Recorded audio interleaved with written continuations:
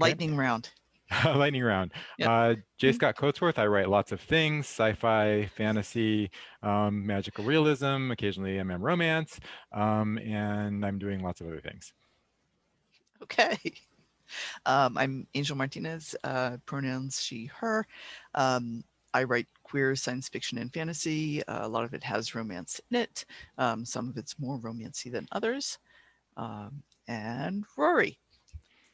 I'm Rory Coileain, she, her. And I have to date, my published work has been urban fantasy romance. I like to call myself a gateway drug for urban fantasy fans into romance, and a gateway drug for romance fans into urban fantasy. I have a couple of works that are struggling to be born at the moment that are outside that genre, kind of way outside that genre. They're all queer stories, but one is more urban fantasy like, and I suppose magical realism, you'd say, and Nice. one is science fiction. So now that you've finally gotten past the 9-book series, you can do other things. Yes, I love my Fae. I adore my Fae, but yes, the 9-book series is finally in the rearview mirror. Yay. Okay, and now we go on to the meat of the thing. So I'm going to start out. I am reading from a book called Drop Knots.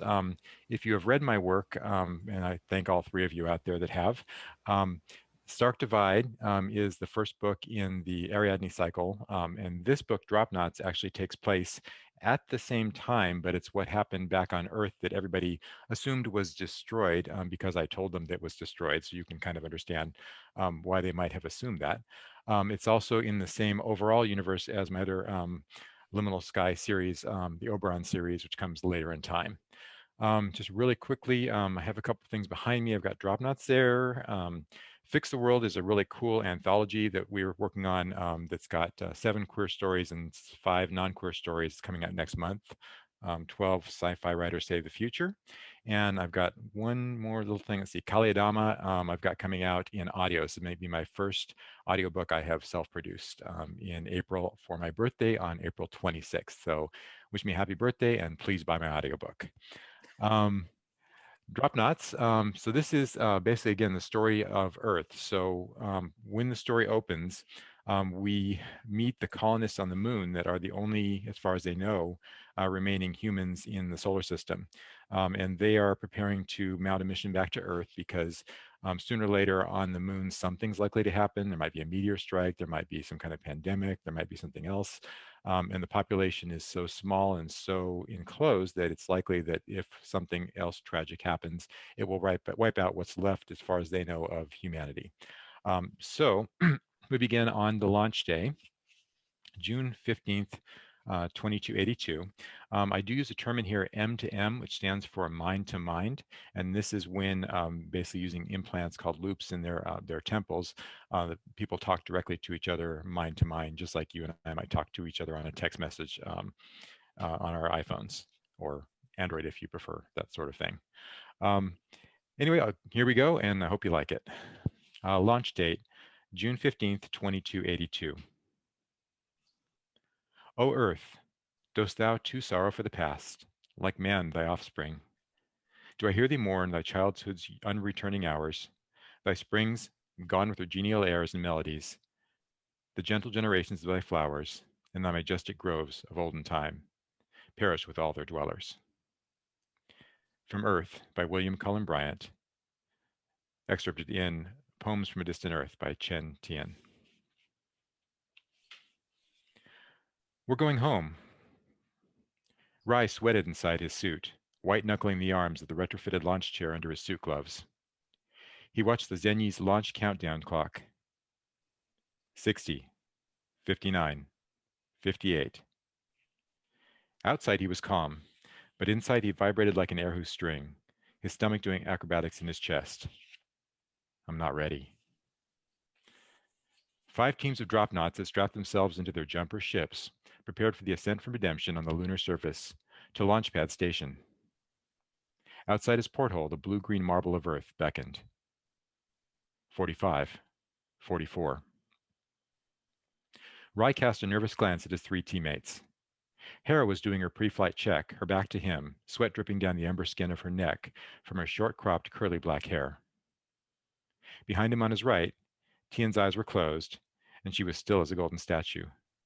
Zen. He turned to find Ghost looking at him from behind. His ex grinned, running his hand through his lanky, dirty blonde hair, his green eyes twinkling. His skin was as white as Rye's own, but with a dusting of freckles over the bridge of his nose. Rye managed a pale imitation of the smile back. It's totally safe. Ghost's voice pinged in his head, M to M. Sure, easy for you to say. Ghost had never feared a thing in his life. Rye sighed. If he had to, he could take the small ship apart and put it back together with his bare hands, a skill learned under Sam's supervision. The mech was as harsh a taskmaster as any human Rye had ever worked for. Still, he felt like puking. The speeches and adulation of the farewell celebration were over, and now his doubts circled like vultures. I'm not ready. 32, 31. You'll be okay. Hera's determined voice this time. She turned to squeeze his knee, and then fired up the Zenyi's hydrofuel engine. He flashed her a sheepish grin. 100 meters away, the Bristol's takeoff shook the landing pad. Rye watched it rise, carrying Dax, Jess, Ola, and Shiyu Xing, the London team, toward the bright stars above. The jumpers' expelled water froze almost instantly, falling as snow over the snaking lava tube that held the city of Redemption. A lunar blizzard whipped by them and shimmered into nothing. Rye closed his eyes, remembering the night before. Jess laughing and dancing with him at heaven, the clear dome of the lunar sky sparkling above them, the heavy beat of the Throm Club pulsing through his chest, dancing like no one was watching. He rubbed his jaw. It still ached with the fist he'd taken to the face. Wild party, and a wilder night with Avon, the jack he'd picked up at the club. Zenyi, ready for liftoff in T minus 10 seconds. Sam's voice, coming from Team 5's ship, the Lianhua, was cool and collected. Did the mech feel emotion, like the nausea that was boiling in Rye's guts? His teammates were strong, smart, and prepared for anything. I can do this. Besides, it was too late to back out now. Affirmative. Hera shifted in her seat, her biframe stretching her paralyzed legs for her. You'll do okay, Tiger. Ghost elbowed him in the ribs. 6, 5, 4. Hera swiped the glossy, white control deck, and the launch controls appeared, floating over the surface. Leave him alone.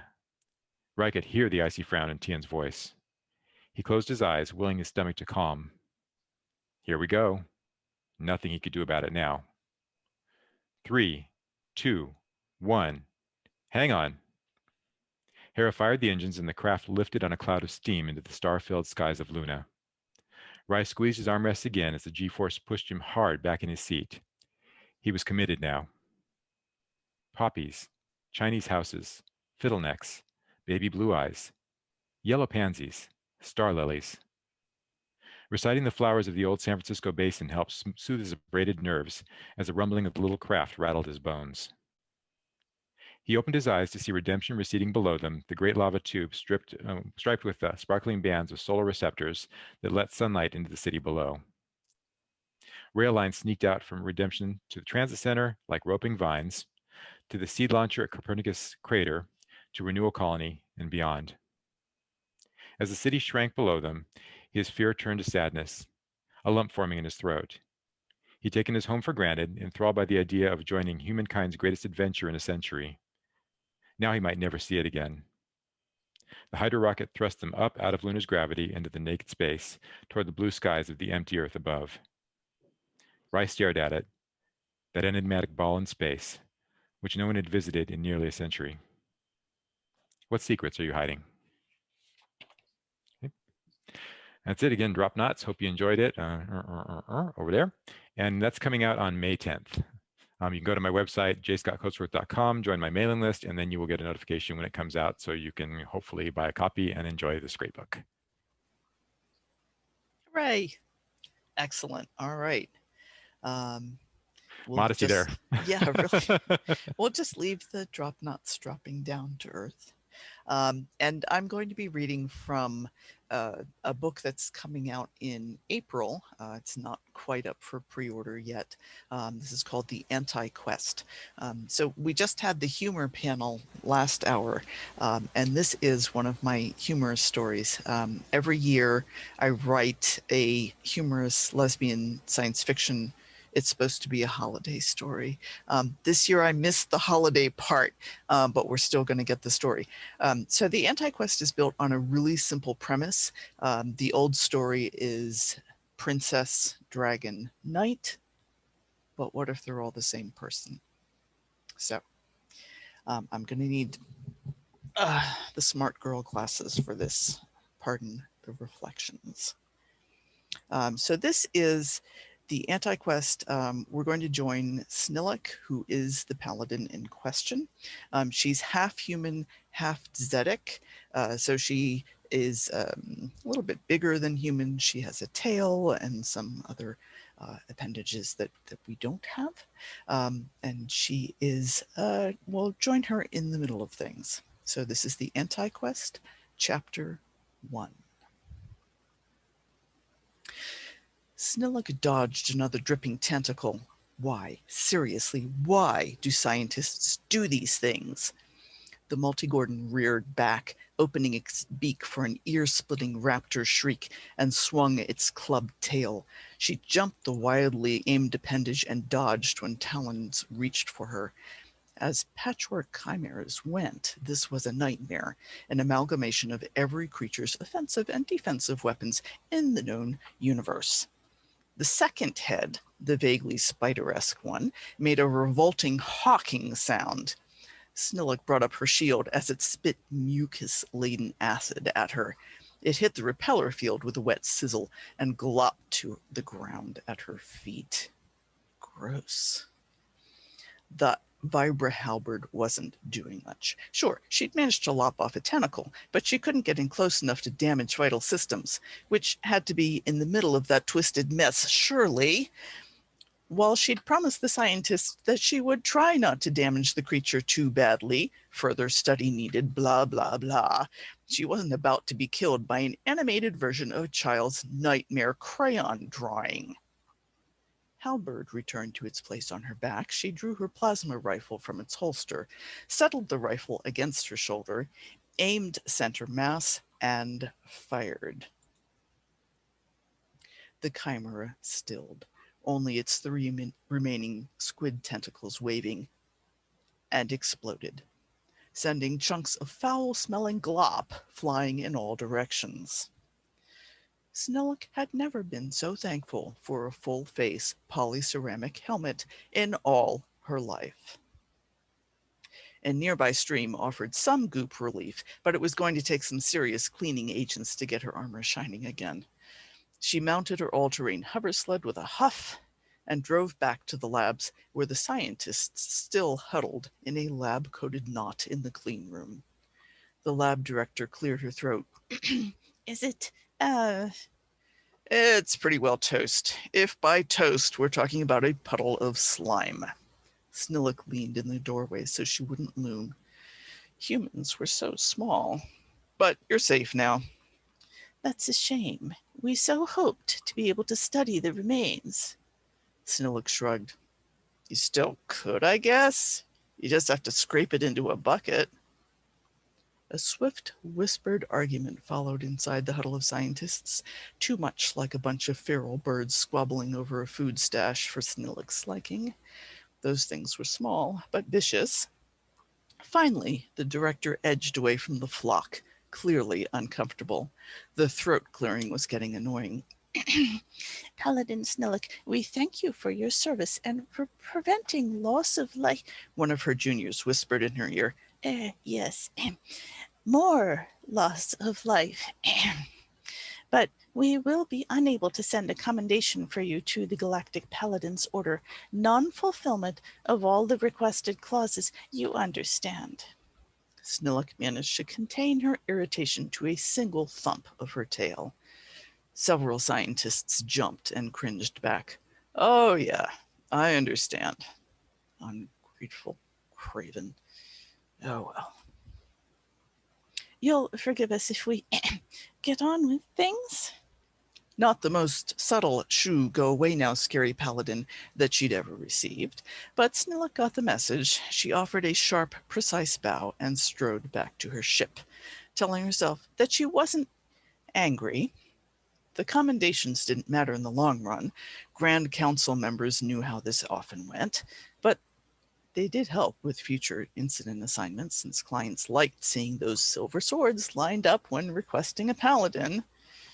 The order didn't refuse legitimate jobs, and a paladin who specified they were only rescuing economically disadvantaged villages and orphans didn't last long. Still, Snillock preferred the orphans to entitled, overfunded Horktep. Welcome back, Snillock, the Spark said as Snillock settled into her flight chair. Are we taking off? We are, as soon as you can get clearance from Planetary. Snillock patted the console of her little runabout. Head for the wildfire. Spark trilled in delight and started navcalc, obviously pleased to be heading back to the ship she considered her primary home. Snillock removed helmet and gauntlets, securing both in the muck bin before she strapped in and took the controls. Oh, it felt good to unsheath her claws and horns after their long confinement. Leaving the gravity well was like shedding another sort of confinement, a return to fitting back into her own skin. Her father's flagship, Wildfire, was part small city, part interstellar ship. 6 kilometers long, with corridors wide enough to accommodate people with wings, it served as residence for the Hack clan as much as their cliff fortress on the homeworld did. Papa had always claimed planetary council meetings were only bearable if he could attend remotely and mute certain members when they had the floor. On approach, Spark warbled her homecoming song. Wildfire rumbled back her song of welcome and directed them to the 3rd level of the small craft bays. Unique to each intelligent craft, Dizetic ship songs ensured that no interloper, no matter how clever, could pose as one of them. Not that the Dizetic had living enemies among the spacefaring races, but old habits hung on and died ponderously slow deaths. As soon as Snillock had secured her ship, her father swooped into the landing bay. His black wings flapped once, stirring the air as he landed, his booming voice rattling the deck plates. There's my little flame scale. Did you have a good... Holy first egg girl, you reek! What in all stars are you covered in? Hello, Papa. It's Monster Goop. Believe it or not, I won. She spread her arms. I'd hug you, but... No, that's quite all right. Papa pulled in his wings, the tip of the right one covering his nose. Go clean up and meet me in my suite. We have things to talk about. May have to autoclave myself, but I'll be there soonish. She left her armor to soak in a heavy-duty cleaning solution, took a shower with extra abrasive soap, and dressed in a casual kilt and singlet to go see her father. He hadn't seemed irritated or upset, so whatever he had to talk about couldn't have been that bad. Probably wanted to confer on a purchase or a trade deal. But when she reached her father's study, she found him frowning at the cup of tea in front of him. Troubled, distracted. Something he hadn't wanted to hint at in public was bothering him. Papa waited until she had settled and poured herself a cup so she could join him in ignoring the tea. He raised his head. I've received word that your mother passed away. Oh, that's sad. When did this happen? Not quite a week ago, some odd accident involving stairs, the hem of her gown, and a platter of cake. While Snillock had met her mother twice, when she was small during diplomatic functions on the Wildfire, she'd never known the woman well. Seemed a pleasant sort, though, so it was sad. I'll send condolences to her, Her claws retracted and extended spasmodically in acute embarrassment.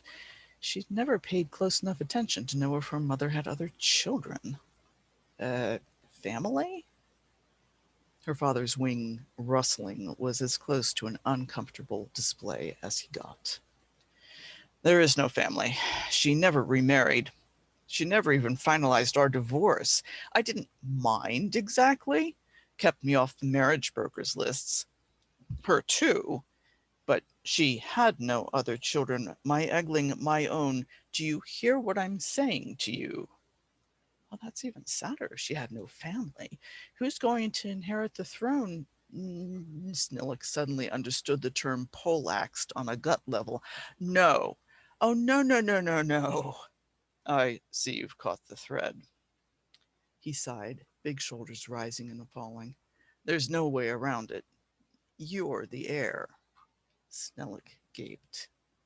How does this even happen? I can't have been meant to be the only heir. Papa frowned into his tea. You weren't. You were meant to be a spare, just in case, or a reliable guardian in case one of her other children, who never happened, inherited young. She had her reasons to ally with a male who somewhat resembles legendary old earth dragons, reasons she said she would explain when the political climate was right. She never did explain, and now I can't ask. I can't rule a planet, a human planet. I don't know the first thing. They need to find someone else.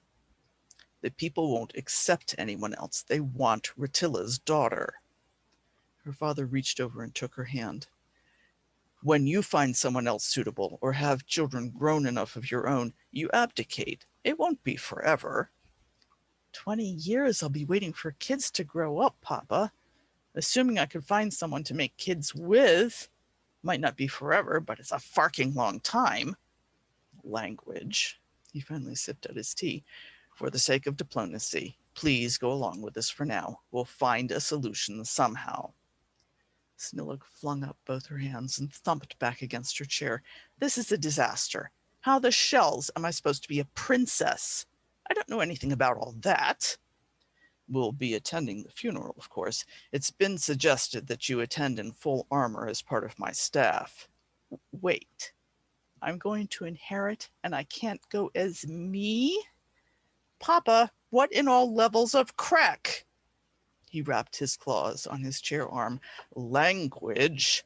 It's a state funeral, so we won't have to stay after the ceremony, but the royal advisor and I agree that you should observe first. The Tarabashans, little one, they have their own ideas about what you look like. What does that even mean? And why wouldn't their new princess come to her own mother's funeral?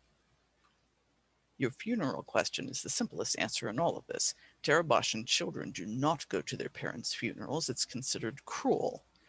The princess will be expected to mourn in private. Your other question, though, the last footage their press have of you is when your mother was last here. You were 5. Your wings and horns were barely coming in. Your cute little tail was hidden under your formal coat. Do you hear me, daughter? Snillock buried her face in her hands. They think I look more human, don't they? They do. It's my fault, since I kept you out of the newscasts and never gave them your Dzetek name. I just wanted you to have a normal life. It was, Papa. I appreciate that. But what do I do now? You'll have to ease yourself into the role. Try to meet their expectations initially so it's not such a shock. We'll pick up the royal advisor from Ratilla's court when we're on Tarabasha. He'll help you with everything you'll need to know. I better not have to wear a rot cursed princess gown. All right, and that's our exit from the Anti-Quest, which comes out April 13th. So keep an eye out for that. So that is a lesbian science fiction humor story. So, Rory? Take a deep breath. Try to figure out how you're going to follow that, girl. And that was awesome. Thank you.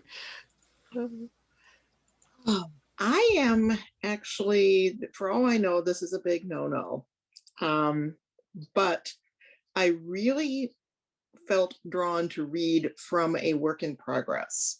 And this is because Right now, I'm in a very, very strange place with my writing. My last book, Backdoor into Purgatory, was published last year. And my muse has been on a prolonged hiatus and didn't leave a forwarding address for the longest time. But now I have two stories that I think are set in the same universe that are both trying to get out. One of them is complete in much more detail in my head than the other. Unfortunately, the one that isn't so complete in detail in my head is the one that actually made it to print first. And I would really love to get people's reactions to this. It's very unlike anything I've done before. The working title of the book is Marybeth, a Mystery. And that's about all I'm going to say about it right now, because one of the things I want to find out is if I'm doing too much of an info dump in the first chapter. Okay, so chapter 1. Hey, Fancy, can I put 501 out in the hallway? I think we could fit another chair or two in that way. Guillermo, my graduate assistant for this semester, my last graduate assistant, was standing in the corner of my office nearest the door, one arm gingerly draped around the shoulders of my treasured antique suit of black and white PVC armor. The space between us was filled with so many chairs, it looked like the end game of a 3-day tiles match, and all the chairs were full. Sure, if you're careful, you know how brittle he is. 501 was, in fact, one of the last of my treasures remaining in the office, precisely because I still hadn't figured out how to pack him to move him home. How do you know 501 is a he? Professor Atherton chirped, her empty wine glass dangling from between two fingers. Several times emptied, or I missed my guess. The Jedi scriptures, the Orthodox ones anyway, identify all the soldiers of the storm as male. I did my best to smile at the chemistry professor rather than bite my lip as Guillermo and a few other hastily drafted invitees eased the suit of armor out the door. Nothing I've learned from 501 has given me any reason to doubt that assessment. Guillermo and his assistants returned with 2 chairs I could only assume had been creatively requisitioned from a neighboring office, and after much scraping and shuffling, managed to fit them into the available space and persuade the professors Maxwell from Planetary Sciences to sit down. Hadia grumbled at the fuss being made over her, of course, but Michelle settled into her chair with a grateful sigh. I'd always shied away from playing the who's next game at faculty retirement parties, but now that the party was my own, I was willing to venture a guess that Michelle would be next to follow me, which meant that her wife would probably retire shortly thereafter. The Ivies had to make a joint offer to lure either one of them away from Houston Poly, and they'd been inseparable during their entire tenure. Something metal pinged against glass, and the room went silent. Dean Coileain balanced his wine glass and my letter opener on the arm of his motorized chair and cleared his throat. Chief Archivist Fry, I suspect we'd all like to keep this party going indefinitely, rather than say our goodbyes, but that wouldn't be fair to your wine cellar. A few faculty members chuckled, and Joan Atherton turned an interesting shade of pink. I doubt anyone's here to listen to me, so I'll keep my remarks short, though they're no less heartfelt for their brevity. I think the diversity of faculty members and students gathered here is a testament to your value to the Ivies, Chief Archivist. Your arts give all of us unparalleled access to a pivotal time in human history. And I'm sure every discipline represented at the Ivies is in your debt, as are your library colleagues. Sorry, sir, I'm still retiring. I could feel my own cheeks growing hot. Being an archivist was a spiritual discipline, not an academic one, as several of my colleagues, who were oddly enough not among those in the room, reminded me at every opportunity, and effusive praise from those with advanced degrees made me uncomfortable. I'm sure you'll do fine without me. We will muddle through somehow, I'm sure. but only because you were kind enough to delay retirement so you could train your successors. The dean chuckled. And I'm thinking we ought to let you open your gifts before you have to do your paperwork all over again. Before he had quite finished speaking, Maddie Longacre from the Ancient Music Department grabbed the largest package on the gift table and unceremoniously shoved it at me. It's from all the department heads, she informed me as I started tugging at the ribbon. The box was a cylinder, a little larger than my head, which turned out to be a very apt comparison as I opened it and my jaw dropped. They got me an indie. My hands were shaking a little as I lifted the hat from its box. Weathered brown, heavy felted wool, the indie was the official mark and badge of a freelance archivist. I never said I was going to go independent, I stammered. I was surprised at the number of people who laughed, as if you'd be happy growing orchids and saying your daily offices for the rest of your life, Maddie chided. I like orchids. Leaning over, Maddie turned the hat in my hands so I could see a large gold button attached to the hat band. No, not a button, a seal. The official university seal, a raven wreathed in 8 ivy leaves, one for each of the 8 great universities that had merged 2 centuries ago to form the Ivies. Around the top of the seal was the motto of the archivists, Sapientia somnia certiorum facere, dreams inform wisdom. And around the bottom, fanciful fry. People were still laughing. It was kind, loving laughter, the kind that comes from people who know you better than you know yourself and are waiting for you to realize that they're right and you're wrong. Damn it. Do us proud, Fancy. Dean Coileain, if I'm officially retired, could I get away with just calling him Capoeo? Spoke softly, but his voice somehow carried over the laughter and applause. You may be retiring, but you're still the Ivy's archivist. Swallowing the lump in my throat, I put the hat on. Surely even someone insight blind could have sensed the reckless energy bound up in such a powerful symbol. Hey, what's this? Derek Milner, a young Celtic literature professor for whom I had once vetted a manuscript copy of Brian Friel's Faith Healer, picked up a small mail parcel up from the gift table. It's from Jackie Komaroff. Jack Komaroff was a PhD student in pre-chill history. I'd helped with some preliminary work on a thesis last semester, finding him some leads on a fringe figure in blank 21st arts. But I didn't know him well and couldn't imagine why he had sent me a retirement gift. And obviously he wasn't here. Did someone tell him the party was only for faculty? Guillermo shook his head. I don't think so. He hasn't been around campus for a few days. Derek hefted the package and tossed it to me. Fortunately, his skill at throwing made up for my lack of skill at catching, and the parcel landed in my lap. I caught my breath sharply. The package was as cold and heavy as a chunk of glacier ice. Except it wasn't. It rested in my lap exactly the way a package the size and shape of a small book would be expected to. And Derek certainly wasn't acting as if he had just lobbed a kilo of ice at me. Still, it couldn't hurt to check.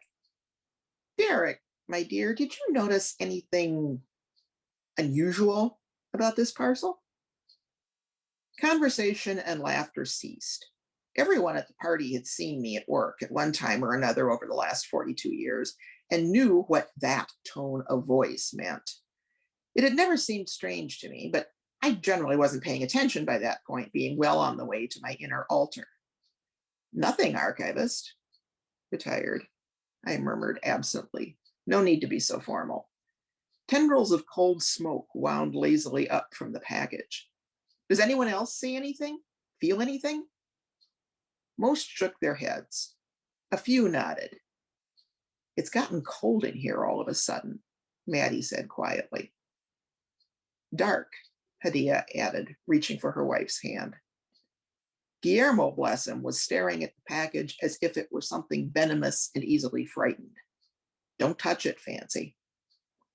A little late for that, I smiled. Don't worry, I can handle this. But those of you nearest the desk might want to back off and clear a path to the window if you'd be so kind. The sounds of people complying faded away as I focused on the package, an ordinary brown paper wrapped and twine bound parcel, barcoded for postage. As plain as it was, though, something about it drew my attention the way open flames drew moths. This moth, though, was slightly smarter than average. I rested my left hand lightly on the package, letting myself feel the illusory cold as if it were real. With my right, I brushed my forehead, my heart, and my shoulders, then returned my hand to my heart, breathing deeply.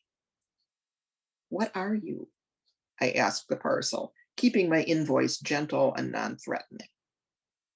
Ask as if it were a shy child, my long ago novice trainer had said, though I doubted Sister Bella had ever interrogated a supernaturally cold retirement gift. The shriek that rose from my lap startled the sensitives in the room, and judging from the sounds from the far side of the office, Guillermo had stumbled back and fallen against a bookshelf. Not a shy child then, or at least that wasn't how it saw itself. How are you called, child of the one? Another shriek. Set me free, and I will tell you. I couldn't help wrinkling my nose. Somehow I had conjured a smell to go with the invoice, a smell I associated with dead leaves and marsh grass emerging from melting snow. Careless of me, but it could have been worse. I worked the twine off the package, fumbling a little with numb fingers as I let the lingering smell dissipate. It didn't, though. It was stronger, and now there was more than a hint of dead rodent or owl pellet. Enough with the swamp gas, I muttered, trying to find the parcel's tuck flap one-handed. Laughter followed, and another stronger whiff of carrion. This is ridiculous. I stifled a cough. Stop. In my irritation, I forgot another of Sister Bella's admonitions. Never, ever imagine that a subject of study can go against your wishes. Come to hell, archivist. The flap slid open. Cold, dank air rushed out of the little package, an impossible volume of it, turning the top of my desk into a rectangle of dead and drowned marsh grass, short, fat bear's tails gone to seed and trampled into the mire, tangles of bare brush stitched together with cobwebs. And a body, a very dead body, rising up out of the mud and staring straight at me, with one blue eye and what was left of another, a shock of straw-like black and turquoise hair plastered to the right side of its head. Jack Komarov. End of chapter. Ooh. Oh boy. Oh, talk about leaving us with a cliffhanger. All right. Ooh, yeah, I got chills. Of course, it might be that it's a freezing 63 degrees here in California today. So, Oh, I'm sorry about that. yeah, I know it's a hardship, but you know we I don't soldier on quite here. hate you because we've had, we were actually had 68 the other day in Minnesota, believe it or not. Wow, very Oh, nice. That's amazing. Yeah. We're Yeah, expecting to go tomorrow. I saw that. It looks terrible up that way. I'm sorry. And I will be nice to Angel and say, so how is it in Delaware? Thank you for remembering where I actually am. Yeah. No, it's fine. It's March, so you know we kind of swing between 30 degrees and 60 degrees, but the snow is probably done. I think it's done for this year. So anyway, Yay. if anybody has questions about the stories we read or about anything for us, please let us know. Yeah, briefs. Yes, right. Otherwise, we will just talk among ourselves, we can just talk. We can carry the Yeah. whole rest of the hour doing that. So it's really not a problem. Not a problem at all. So Scott, Yeah. It sounds like you're really kind of doing a deep dive into this science fiction universe that you've been writing in for quite a while. Are you working on that exclusively now, or are you working on other things? It's a good question, actually. Yeah, I had written my Ariadne cycle and then my Oberon cycle, and about halfway through, since I was doing them kind of intertwined, I Mhm. decided they were actually the same universe, and Right? there were some problems there because I'd like done some things in one that didn't fit with the other, so I had to explain that. Oops. Um, and when I did Drop Knots, then I had actually destroyed the Earth in the other part of the series, so I had to explain how if the Earth was destroyed, there were still people.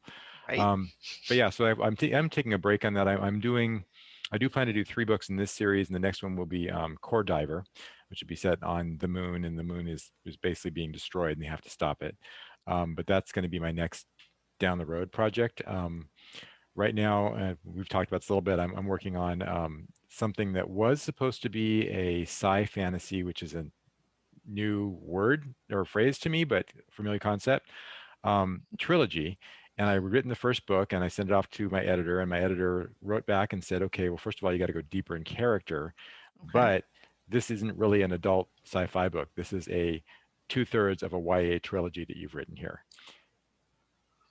And Ah. yeah, this is Gus. Gus was like, well, so you can Yeah, yeah. either extend it to a trilogy or you can finish it out as a single book and maybe cut 20,000 words from it and add another 20 to finish the story and then do it as a single book. And I can't do that. I'm an additive writer. I'm not a Right. subtractive writer. So And I'm that now that sounds like it might be rushing the story. exactly. So I decided Okay. to plow ahead. I'm going to do it as a YA series, which I had not planned Okay. or expected. I've got my list of agents that I want to submit to, about half of which do not accept YA. So I Mm. am totally unprepared. But yeah, so I've just been working my way back through in the characterization, really trying to go a lot deeper. I got myself I'll have to find the name of that book. There was a great book that had a bunch of exercises on really getting into character. Good. And so I did that and applied it to this. And now I'm just slogging my way through each chapter. Which characters in this one? What's their motivation? What are their secrets that they're keeping? What did I do in the last chapter I've got to carry through? Right. And it's a great exercise, but it's painstakingly slow. I do about a chapter a day. So, and there's 36 chapters or so. So I'm almost there. Rewrites can be killer. Yeah. Yeah, but I mean, it's good practice, and it's going to make me a better writer, which is the goal long term. Right. So how about you? You've got this one now. This finished? Is this already This ready is to come this is out? done. It's with the line editor now, so um, then it just goes to the proofers, and then it goes up for pre-order. But yeah, it's coming out April 13th, so it's on schedule. Everything's going as it should. But yes, it's done. That one is Yeah. done. Jeffrey the Very Strange comes Uh-huh. out on Thursday, so that is really done, and it's actually up for pre-order. And that's fun because I don't write a lot of just fantasy. I usually am writing urban fantasy, Right. but this is fantasy in a world that is not ours, Hmm. and it's about a theoretical necromancer who's trying to find alternate ways to deal with death other than killing things to raise other things. So yeah, you know, so it's fun stuff. It's definitely humorous. And then after that, I have to go back to um, Rarely Pure and Never Simple, which is a much older work. Unfortunately, I wrote it years and years ago, and it's up for re-release. It's scheduled for June. Yay. Um, and yes, it's wonderful that I'm going to get it back out there, but I'm not the same writer that I was then. Right. And I know a lot of things now that I didn't then. Yeah. And there's a lot of stuff in that book that no longer works. So yes, rewrites are in progress. Okay. Yay. I want to ask you a question though I did ask Yeah, Kim yeah, yesterday. So with the process with the Magic Emporium, which is the one with your Jeffrey the Very Strange, yes. um, what was that process like for you? How was that structured? How did that work? Because I know it's 12 different books that are all set in the same world, but they're all They're separate stories. They're right. each one its They're own okay. standalone. And the good part is that they're not set in the same world. Oh, okay. So it's a shared element series, which is great. Ah, So the Magic Emporium itself is this magic shop that can show up in any place at any time period. The only criteria is that it shows up when the hero is in dire need of something. okay. So the Magic Emporium shows up, the hero goes inside, uh, gets whatever that something is, and very often there's a what the heck moment, because the hero has no idea what this thing is. So it's the shop itself can appear anywhere. So all of our stories are in different worlds. Some of them are urban fantasy, some are high fantasy, some are paranormal. But Megan Maslow, whose brainchild this all was, made it really easy for us because she wrote out all the stuff about the Magic Emporium itself, so that the shop would be consistent from story to story. So everybody uses the same shop. It always looks the same. There are always the same elements within the shop. But otherwise, the story could be whatever fantasy you wanted it to be.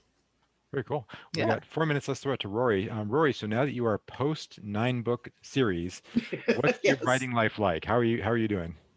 I'm really still kind of trying to find my feet, to tell you the truth. Because I am also involved in a program of study that has nothing to do with fantasy or science fiction. I'm studying to be a spiritual director. However, elements of that are working their way into the story that you just heard. Okay. But I'm still, the thing about my Fae is that they were very pushy. Those stories were coming out of me or else. Darn Fae. And whatever's next is not quite so insistent. And I'm having an interesting time trying to figure out where to turn next when nobody's elbowing their way to the front of the line. Yeah, that's a hard one. You get done with like one big project or series of projects, and it's like, okay, what the heck do I do now? You've been there. Yeah, I have to admit, I really like the one that I read from just for the academic setting. Yeah. I've always wanted to do that. There's a series that Jane Yolen did, a trilogy, Sister Light, Sister Dark, that had a bracketing story in academia that is still one of my favorite stories, like in the history of ever. And I've always wanted to do something along those lines. And this is just fun. Okay. Good. Very cool. So we are getting close to out of time. So let's do a real quick, where can they find your books? If somebody wants to read your stuff, where do we get you? And drop your links into the chat if you haven't already. I didn't want to do it in the middle of your readings. Yeah, thank you. If you're looking for me, the best place is on my website. Everything is there. The writing calendar, the new stuff coming out, all of the books by genre, blah, blah, blah, yada, yada, contact information. So that is, it's angelmartinezauthor.weebly.com. So it's pretty easy. But yeah, everything's there. Okay. Rory? And me, the best place to find me is either on Amazon or at my publisher, which is Riverdale Avenue Books. They have all the novels, which is right now everything in print. My novellas have gone out of print. Yeah. Okay. Although I hope to someday find the gumption to repub them myself. Right. Hey, I will help. I'm going to hold you to that. Yes, yes. Yeah, see, now you've said because it. I have nothing to do, so. Right, right. You're just sitting around. Yeah. So my stuff, best place again is my website, jscottcoatsworth.com. Put the link in the chat. We've got Fix the World coming out in April 10th, and then I basically release something every 10th, short story, novella, novel, re-release, etc. So May 10th will be Drop Knots. I also dropped a link in there. There's a book, it's a short story called The Emp Test, and it's the sequel to The Last Run, which I think I've got. Well, not sequel, it's a follow-up. So Last Run, this is my Therasis cycle world, which is what I'm writing the young adult series in. And so if you want a taste of that, you can get Last Run or the Emp Test, and that'll kind of give you a feel of what the world is like. And then I've got 2 box sets I just released, which is, there's one there of my first 2 trilogies, which are in KU. So if you want to just read the whole thing through in KU, you can do that too. Yay. So I think we filled up the entire 50 minutes. Yay. We did. Yeah, we could probably go another hour or 2. We will go over to Discord. Yes, we will. So if anybody has questions, head on over to Discord for those, or anything that you just want to say to us or complain about. Whatever. Yes, and then in about 10 minutes, I will start up the chat also on, we have a Zoom room. And so if you need the link for that Zoom room lunch thing, it's basically 1 hour, 1 to 2 o'clock. We just hang out. If there's too many of us, I throw you all in a break room. And we will just talk con and talk books and stuff. So see whoever wants to come there. Thank you, everybody. Thanks, guys. It was great. Love you guys. Bye. Mwah. Mwah.